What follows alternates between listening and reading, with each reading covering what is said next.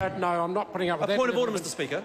Point of order, the Honourable Dr Nick Smith. Mr Speaker, if you are to adopt the approach that screaming and yelling from the opposition benches means that a minister is not able to answer the question, it only encourages screaming and yelling from the opposition benches. I don't agree at all. No, I don't need any assistance. I don't need assistance. Order. The member will withdraw that remark immediately. I withdraw and apologise, sir. If the question is asked by an opposition member and then that level of barrage occurs, I will on occasions cease the answer by a minister. If members want to listen to the answer, the question that their own party asks, I expect them to deliver some sort of decorum and cooperation to the answer while it's being delivered. Further supplementary? I hope it's not in this matter, but I will hear... Well, it is, sir. Well, no, if it is, then order. Member will resume his seat. I have ruled that's not up for debate. If the member has a fresh point of order, I'm prepared to hear it. But if the member's simply going to relitigate where I've just been, that in itself leads to disorder, and I would deal with the matter very severely by asking the member to be leaving the chamber.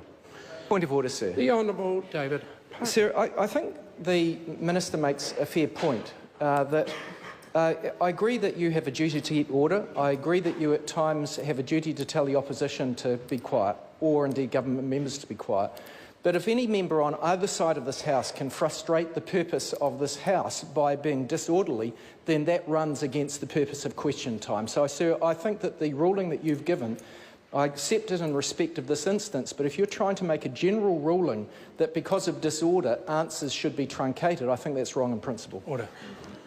When it's a single member attempting to disrupt the proceedings by yelling and screaming from my left-hand side, that point may be absolutely valid.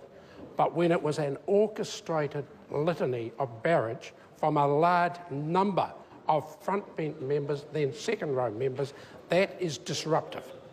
And I can deal with it either the way I have, which I will choose to do on some occasions, or I can deal with it more severely by asking members to leave the chamber.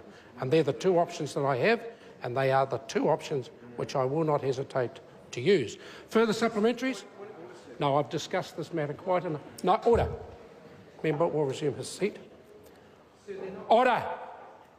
I gave the member the benefit of the doubt. I said I wasn't prepared to have the matter relitigated. The member said he wouldn't, and then rose to his feet and did exactly that.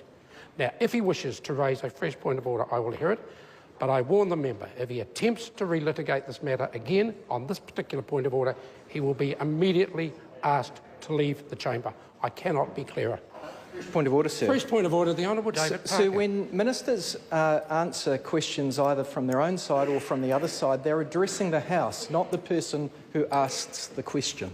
And that is exactly relitigating the matter I've just dealt with. I ask the member now to leave the chamber.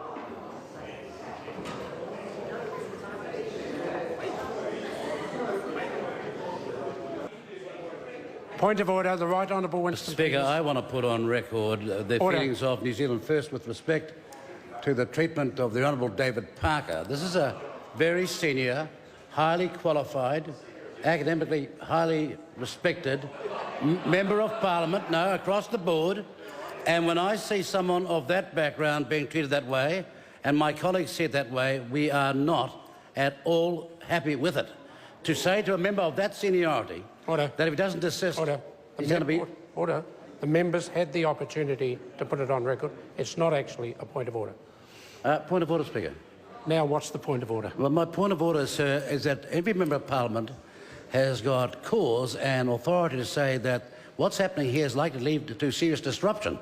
That is a matter of a point of order, and I can say much more of this, and this House will be seriously disrupted. Order. Then the member, I've allowed the member, order. I've allowed the member to make his point. If he wants to take it further, he knows how to do it. Question number 8.